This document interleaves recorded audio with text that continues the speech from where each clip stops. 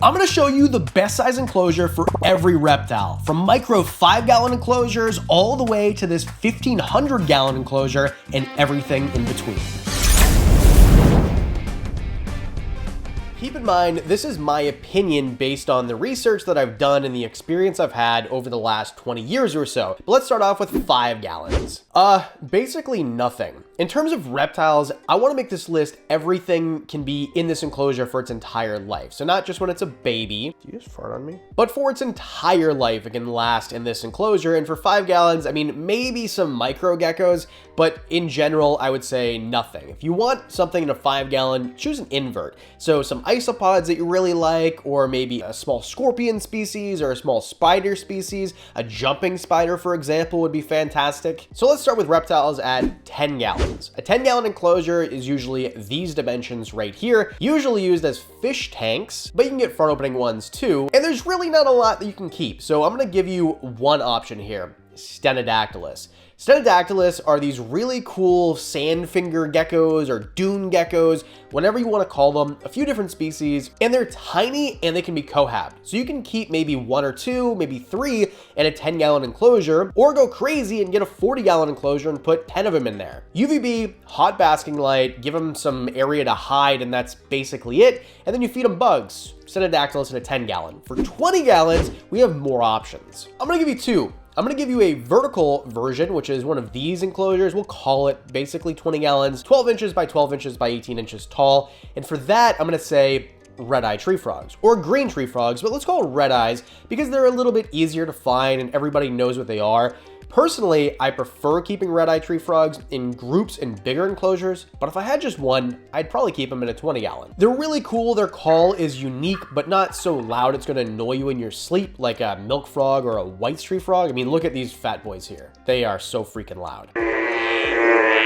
But if you have a longer 20-gallon enclosure, I'm gonna go with Brachysia. Brachysia are probably the easiest chameleon species to keep. They're not flamboyant and big and fun like a panther chameleon or a veiled or a Jackson's with those horns on their face. Brachysia don't really go high up. They kind of like it more terrestrial, so a 20-gallon long is a little bit better in my opinion for this one chameleon species where most chameleons, you want a little bit higher of an enclosure and definitely a lot bigger than 20 gallons. 30-gallon enclosures are a bit weird. There's so many different sizes, but not a standard size like a 20, 40, 120, etc. So I'm going to say one of these, say Exo or Zoomed 18 by 18 by 24 inch tall enclosures, which are about 33 gallons. For this, I would recommend crested geckos. Crested geckos do really well their entire life one of these enclosures. Of course, you can go bigger with any of these, but I wouldn't recommend going smaller. Crested geckos, otherwise known as eyelash geckos, thought to be extinct until 1994, have these cool tails that pop off if you don't know what you're doing, so be careful because they don't regrow and then they look like a frog butt, which is kind of cute also. And they're the easiest gecko on earth to keep. I'm talking about miss this thing once or twice a day, depending on the ambient humidity in your room. Make sure that it's got food every other day, which is literally a powdered diet that you mix with water. That's kind of it. There's a whole care guide right here if you want to watch it. 40-gallon enclosures are easy to find. It seems like every garage sale I go to, they have a 40-gallon breeder for some reason that they probably kept redder sliders in. Do not do this, by the way. Do not do this. 40 is where we get really versatile and we have way more options. So I'm gonna give you 2 options, a snake and a lizard. For the snake, African house snakes. A lot of people will say corn snakes, and I think it's too small. We'll get to them in a minute. In my opinion, house snakes, African house snakes, are the best option here. They're going to get probably 2 to 3 feet in general. There's a few different species, but the ones that I keep will get about 3 feet, which is how long this enclosure is, and they're gonna have so much room in there. Plus, African house snakes are so easy. Probably the easiest snake you could ever keep. They're tolerant to so many different variations of humidity and temperature. The lighting is easy, like make it go on during the day and off at night. That's kind of it. Plus, they're cute, and they're not a python or a colubrid. They're their own thing, which is super duper cute. But if we're talking about lizards, the king of the castle, in this 40-gallon castle that is, king in the castle, is a leopard gecko. Leopard geckos are so easy and so cute and so easy to find. Leopard geckos, if you want to have a 40-gallon enclosure, they have tons of space. Because when I started to keep leopard geckos, 10-gallon was the recommended, and then it was 20-gallon, and now it's 40. So if you're giving them 40 gallons, you can have, sticks and bricks and whatever you want and all the furnishings and different areas for them to climb and climb under and really make this their home. Make a home out of a 40-gallon enclosure. Plus, in this much room, it's fun to watch them hunt the crickets or roaches that you give them if you want to do that. You could tongue feed them, of course, but in my opinion, it's pretty fun to watch them scurry around for crickets in a 40-gallon enclosure. 55-gallon enclosures are a bit weird because, there's so many variations, but the one I'm thinking is 48 inches long, 12 inches deep, and then however many inches high. Usually used for a fish tank, which is a great display fish tank, but it's weird. It's so narrow. So what you want is a small lizard that runs around a lot, and that is a collared lizard. Eastern collared lizards, I have mine in a 100-gallon enclosure because I have 3 of them and I actually could fit 5 of them in there. But I really think collared lizards, you could put 2 or 3 in a 55-gallon enclosure, and because they're so short, they're not gonna really even run into the sides. They can turn around their entire body in 12 inches, but they run so fast. These guys are little goofballs, they're little clowns, and they're so much fun to watch. That is the perfect lizard for a long but narrow enclosure because they can dart in one direction and then they can spin around and it doesn't look awkward because they're small. So a small lizard that needs a little bit of space, and they'll climb rocks or bricks or whatever you give them. And because a lot of people use these enclosures, you can find a screen lid really easy because these guys will get out. They can jump a lot. So collared lizards absolutely for the win for the 55. But jumping up from there, 75 gallons is a really common size enclosure and you have a lot of options here. So let's change it up. I'm gonna give you a turtle here, but I'll give you a snake too. But the turtle, if you want an aquatic animal in a 75-gallon enclosure, not a red ear slider, not a yellow belly, not a Mississippi map turtle, a stink pot or musk turtle or mud turtle, whatever you want to call it, it's the same animal.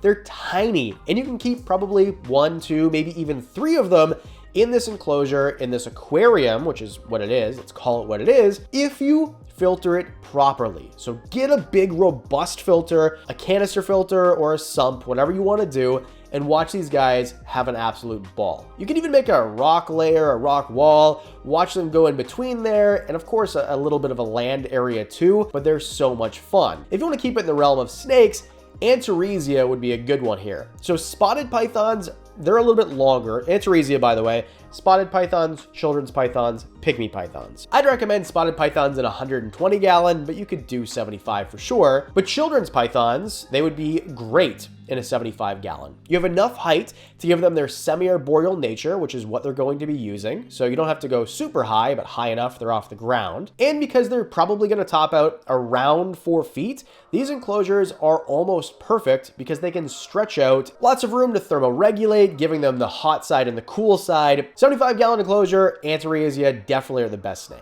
Keep in mind, if I tell you an animal, don't put it into a box figuratively. You can always keep them in bigger enclosures too. And a box that I don't like to be stuck in when I'm traveling is not having an eSIM and not being able to use my freaking phone. But all that's changed with today's sponsor, Saley. I'm traveling next week to a different country, and this is always a challenge to get a SIM so that your phone works. If you're in an airport and you're trying to go to the kiosk and maybe they don't have the right one for your phone, or they don't have the right plan for you, or they're too expensive, or maybe your phone doesn't even accept SIM cards anymore, an eSIM is what you need, and Saley is there to provide. Download it once, not every time you go on a trip. You don't have to worry about it when you land at an airport. Get off the plane, and while everybody else is scrambling, all you're worried about is going through customs and finding a cab to your destination. This is the best way to reduce or completely eliminate roaming charges. That's the annoying thing. You get back from your trip and all of a sudden you've got this crazy bill for roaming. Not with Saley. Plus, there is global and regional plans, so you don't have to have a different plan for every country. I've had months where I've been in the US, Canada, Taiwan, Thailand, Indonesia. Imagine if I had to get a new eSIM for every single one of those countries. That's why regional plans are the best. And if you sign up for Saley and your phone doesn't support it, we just give you your money back.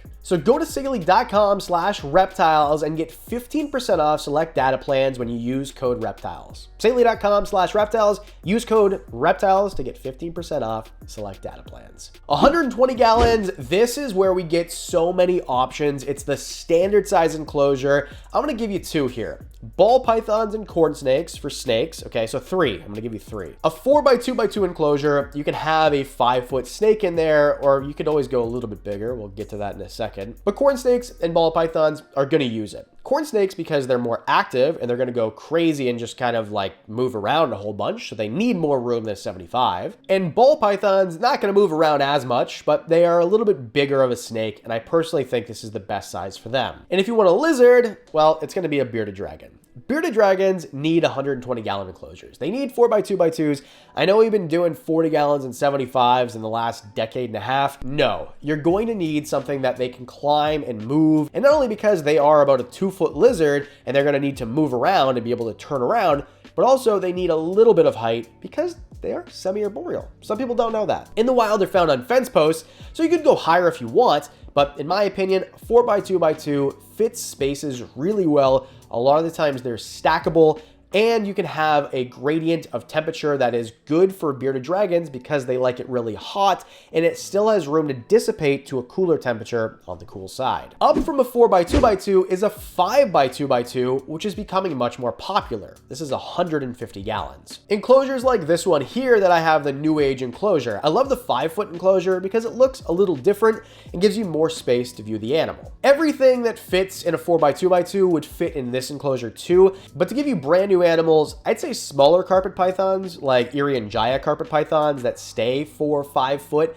they'd have a great time in there. They have enough space up top to be semi-arboreal, but I wouldn't go anything like a jungle or a bigger carpet python species. Of course, bigger ball pythons would fit in this enclosure really well too, but for a lizard, I would say an Ackie monitor. Some people will say they need 6 feet, and they do need quite a bit of space to dig, but this is a 2-foot animal. I don't see why you'd need 6 feet rather than 5. And as long as you have a litter guard or a litter dam to keep the substrate in, which most of them do, you have enough space for them to dig around. So an Ackie monitor here would be perfect. And again, Ackies like it so hot. We're talking 130 plus degrees, and you need a cool side too. So you need a longer enclosure to let the heat dissipate and give you that gradient. And that's what a 5-foot enclosure is really good at. 240 gallon enclosures, again, becoming really popular, 4 foot by 4 foot by 2 foot deep. Like the one right over my shoulder there that we've got my Indonesian frilled dragon in. Frilled dragons I like to have in bigger enclosures, but Indos are smaller. So if you want an arboreal lizard to go in this enclosure, this is the perfect example, an Indonesian frilled dragon, like my boy Tilly the Frilly over there. You could also do Fiji banded iguanas if you're lucky enough to live in a country where they are legal, like I am, or if you want a snake in there, a chondro. So a green tree python would be a perfect example where they're getting enough height, they're getting enough space, but you don't need anything bigger like you would with an emerald tree boa, which do get quite a bit bigger than chondros. Or if you want a bigger species of carpet python, this is a great size enclosure. You get the height, you get the width, and it's not too deep, so it fits really well in a room without taking a lot of the floor, like our next enclosure does. Let's jump it up all the way to 500 gallons. So now we're talking about a 4-foot cube. 4 foot long, 4 foot deep, and 4 foot high. The animals that I use for my cubes that are 4 foot, mine are 3 feet tall, but you get the idea, are my Fiji banded iguana pair. So I've got a pair of, well, they're Tonga banded iguanas. So Frankie and Martha are in this enclosure. We're trying to breed them. And the reason is they've got room to get away from each other. They have enough height to be arboreal like they are, and then they can be apart from each other and have the gradient as well. So one side is warm, one side is not, and you get the gradient top to bottom too. You could also keep an emerald tree boa in something like this, because emerald tree boas are a little bit bigger. Of course, the bigger varieties that are gonna get, 6 feet, I recommend keeping in a 4x4x4 enclosure, or a Maclat's python. Now my Maclat's python, Pittsburgh, is still pretty small, so she'll be going into one of these enclosures sooner than later. The males especially, sometimes females will outgrow it, but in general, those are my picks for a kind of unique size enclosure. You know what, let's just back up 1 to 300 gallon enclosures, which aren't super common, but these are generally a 6 foot tall enclosure by 2 feet wide and either 3 or 4 foot deep, like the one that you can see over my left shoulder. These enclosures are great for tree monitors. So your green tree monitors are blue tree monitors, which is the one that I have. My enclosure is about 270 gallons because it's 3 feet wide. And this is where Stitch, my blue tree monitor, is going to go for the rest of her life. There's a whole video coming on it, I promise. But also I just wanted to show you a video of the tree monitor because who doesn't love tree monitors? Okay, back in order, 1,000 gallons. So we're talking 8 feet long, 4 feet deep, 4 feet high. So technically 957 gallons, but pretty close. And if you're looking for one, I have a link in the description of where I got mine. In this enclosure are great for Burmese pythons, like my boy Kratos here. This is a big Burmese python, okay? He's 12 feet or so, which is the length and the width of the enclosure. So you could go longer if you wanted, but looking at him in this enclosure, he looks so tiny. The general rule, a lot of people say, well, either the length of the snake they have to stretch out, or the length and the width of the enclosure is the length of the snake. But once we get to something so big, I think that a 12-foot snake would do perfectly fine. And he has done perfectly fine in there for about 4 years. If you're not a snake person and you don't want a Burmese python, maybe a tegu would be a great example. Argentine black and white tegus get to be about 4 feet. My girl Mushu is getting pretty close, and that's what we have one of these enclosures for. So she's going to get an 8-foot enclosure. They're going to move around a lot. Plus they like it really hot. And again, that gives you an option to have a really warm side and the cool side not be so warm. You can also keep small monitors in things like this, so Savannah monitors, for example, but I'm just going to keep it tegus and Burmese pythons. And for our last enclosure, we're talking about a 1,500 gallon enclosure. That's an enclosure that is 8 feet wide, 6 feet tall, and 4 feet deep, like the one that's over my left shoulder there. I'll tell you what I keep in mind, and then I'll tell you if you want a standalone animal. I like enclosures that have lots of different animals and species doing it correctly, okay? Don't just do this willy-nilly. This is something that takes a little expertise. So in mine, I've got tree frogs, I've got some lizards, and I've got some dart frogs, and we just introduced a predator, my emerald tree boa, which is a little bit smaller than my other emeralds. Video right here, which is probably my best video ever, if you want to go watch it. So you can keep an ecosystem in something that's this big. I mean, 1,500 gallons is half the size of the room that I had when I was a kid, okay? It's like a bedroom, basically. But if you're looking for a standalone animal, I would recommend reticulated pythons. Reticulated pythons need bigger enclosures than most people give them. I think that even the 1,000-gallon enclosure I was talking about isn't big enough because it doesn't have enough height. And reticulated pythons are going to be found in the wild, in trees, or on perches. And that's where they're going to want to be also. Even look at this example here at my buddy Garrett Hartle's place in Reach Out Reptiles on the beams that are 8 feet in the air. This is an animal that weighs probably 200 pounds, and they're still up in the air. So if you have a regular size, even like a super dwarf reticulated python that might get to 10 feet, or a dwarf that gets to 12 feet, for sure give them some height in a 1,500-gallon enclosure. Let me know your picks for all the sizes in the comment section below. I'd love to hear it, and give me a recommendation for a 3,000-gallon or 5,000 or 10,000-gallon enclosure in the description below.